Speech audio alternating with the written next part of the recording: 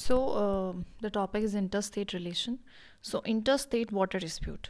So, article 262 कहता है कि जो पार्लियामेंट है उसके पास अथॉरिटी है कि वो एडजुडिकेशन दे सकता है इस चीज़ की, एनी डिस्प्यूट किसको, जिसको वो चाहे, किसी भी पर्सन को वो दे सकता है कि ऐसे डिस्प्यूट पे कौन बोल सकता है। एंड पार्लियामेंट कैन कह सकता है, कर सकता है सुप्रीम कोर्ट या अदर कोर्ट को बैन इन सारी डिस्प्यूट से। मतलब पार्लियामेंट एक अथॉरिटी बना सकता है जो सारी डिस्प्यूट्स को देखेगी और प्लस में बाकी कोर्ट्स को इससे अलग हटा सकता है। पार्लियामेंट ने इसके चलते 2 लॉज बनाए हैं। तो पहला is the river boards act, जिसके चलते उन्होंने सेटअप करे रिवर बोर्ड्स बहुत सारे, ठीक है। और ये स्टेब्लिश हमारी सेंट्रल गवर्नमेंट करती है जब स्टेट गवर्नमेंट रिक्वेस्ट करती है, ठीक है। तो स्टेट गवर्नमेंट जब रिक्वेस्ट करेगी सेंट्रल गवर्नमेंट को तो वो इस्टेब्लिश करती है river board under the river boards act, ठीक है। Then second is the inter state water dispute act, ठीक है। ये सेटअप होता है एडहॉक ट्रिब्यूनल, वो कौन करती है, हमारी सेंट्रल गवर्नमेंट। इसके तहत क्या करती है, एडहॉक एक ट्रिब्यूनल है जो कि डिस्प्यूट को सॉल्व करके जो भी डिसीजन लेगा वो हमारा सेंट्रल गवर्नमेंट करती है। तो जो इसका डिसीजन होता है वो फाइनल बाइंडिंग होता है और कोई भी अदर कोर्ट इस चीज़ में इंटरफेयर नहीं कर सकता है, ठीक है। तो 262 के तहत पार्लियामेंट के पास पावर है कि किसी भी वो डिस्प्यूट, इस ऐसी डिस्प्यूट का जो भी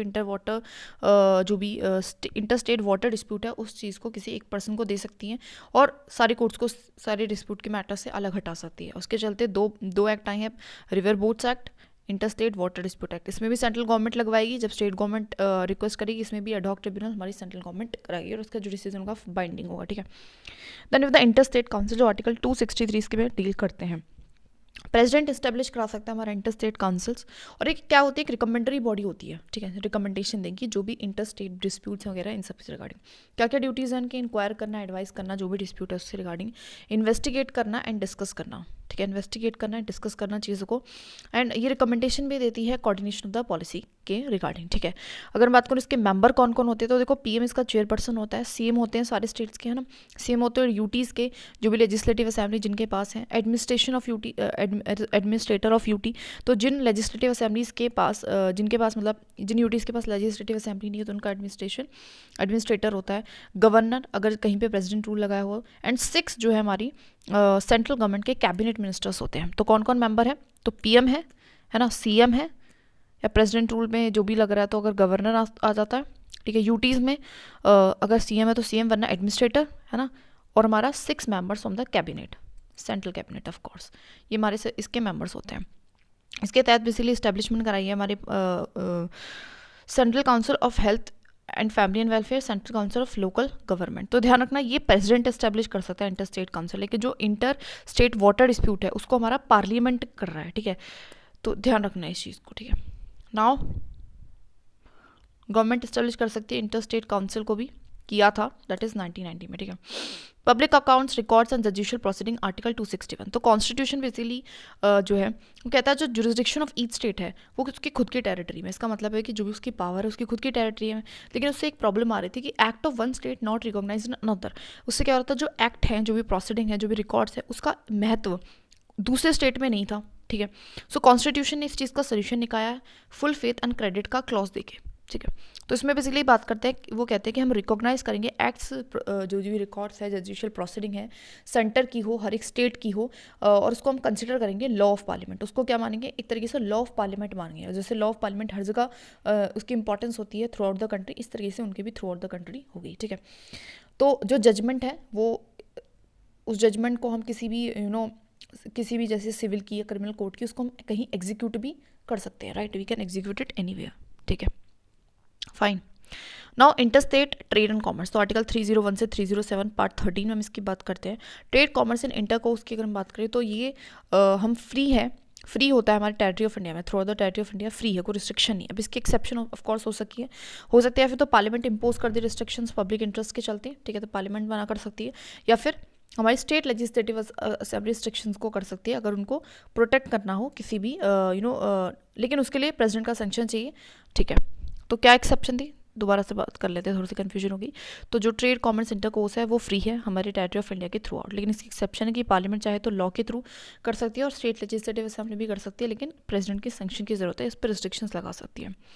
पार्लियामेंट जो है इस काम के चलते अपॉइंट कर सकता है किसी अथॉरिटी को भी, ड्यूटीज़ भी दे सकता है, ठीक है, कि फ्री ट्रेड इंश्योर रहे, ठीक है। लेकिन आज तक ऐसी कोई अथॉरिटी हमारी इस्टेब्लिश या फिर कहीं अपॉइंट नहीं हो पाई है, ठीक है। सो ध्यान रखना है trade commerce and intercourse free territory of India. Exception है, parliament can impose restriction, state legislative assembly can impose restrictions but need the sanction of the president. Parliament इसके चलते अथॉरिटी बना सकती है लेकिन नहीं बनाई है, ठीक है। Now there is a zonal councils, तो बेसिकली स्टैट्यूटरी है, इसका मतलब है कॉन्स्टिट्यूशन में मेंशन नहीं है, बाय लॉ इनको हमने स्टैब्लिश कराया। किसके थ्रू? स्टेट रिऑर्गेनाइजेशन एक्ट 1956 के थ्रू हमने इनको स्टैब्लिश कराया। इसके मेंबर्स देख लेते हैं कौन कौन होता है। तो उसके मेंबर होते हैं, चेयरमैन में हमारे होम मिनिस्टर, ठीक है। वाइस चेयरमैन तो सीएम रोटेशन वाइज, ठीक है, 1 साल के लिए रहते हैं। मेंबर्स होते हैं जैसे कि सीएम जो है स्टेट एंड यूटी का, है ना, 2 मिनिस्टर और होते हैं जैसे कि जो भी गवर्नमेंट डिसाइड करती है, ठीक है। एंड एडवाइजर्स भी होते हैं उसके अलावा, जैसे कि 1 एक तो प्लानिंग कमीशन बताती है, और chief secretary and development commissioners होते हैं जो कि नॉमिनेट करता है हर एक स्टेट अपना, ठीक है। तो कौन कौन है? चेयरमैन है एचएम, सीएम है, सीएम वाइस चेयरमैन, ठीक है, रोटेशन से बाकी सीएम मेंबर्स हैं। उसके अलावा वो अपने संग 2 और लाएंगे, हर एक स्टेट अपना 2 मेंबर और लाएगा, ठीक है। हर स्टेट अपना 2 मेंबर और लाएगा, ठीक है। 2 मिनिस्टर, मतलब 2 मिनिस्टर लाएगा बेसिकली। उसके अलावा कौन होते हैं? हमारे प्लानिंग कमीशन बताएगी एक जना, ठीक है। और उसके अलावा हमारे चीफ सेक्रेटरी या डेवलपमेंट कमिश्नर जो भी होते हैं ईच स्टेट के, वो भी होते हैं यहाँ पे, ठीक है, ध्यान रखना, ठीक है। और पीएमएस में नहीं होता। आगे हम बात करते हैं नॉर्थ ईस्टर्न काउंसिल की, तो सेपरेट एक्ट के थ्रू लाया था, that is north eastern council act के ही थ्रू। 7 सिस्टर्स प्लस में जो सिक्किम है, 8 कंट्री के लिए बेसिकली था। मेंबर्स इसके कौन होते हैं? गवर्नर एंड सीएम हर एक स्टेट के, एंड चेयरमैन प्लस में 3 और अदर मेंबर जो भी प्रेसिडेंट डिसाइड करता है वो होते हैं, ठीक है। तो governor and CM of each state, chairman plus में 3 मेंबर, ये कौन डिसाइड करता है? प्रेसिडेंट ही डिसाइड करता है कि कौन इसमें रहेगा, ठीक है। तो क्या है? Governor and CM of every state plus में 4 मेंबर्स, जिसमें से एक चेयरमैन है, वो हमारा प्रेसिडेंट डिसाइड करता है। अच्छा, ऐसा क्यों है कि गवर्नर सीएम दोनों को लिया है? बिकॉज यहाँ पे पता है कि scheduled areas and scheduled tribe वाला ट्राइबल एरिया काफ़ी ज़्यादा है, तो इस वजह से यहाँ पे गवर्नर को भी लेते हैं हम, ठीक है। प्रेसिडेंट कैन में नॉमिनेट भी कर सकते हैं हमारी किसी भी मतलब यूजी मिनिस्टर को एज अ मेंबर, या नॉमिनेट कर सकते हैं, चेयरमैन भी नॉमिनेट करते हैं, नॉमिनेट करते हैं वाइस चेयरमैन को भी यही नॉमिनेट करते हैं।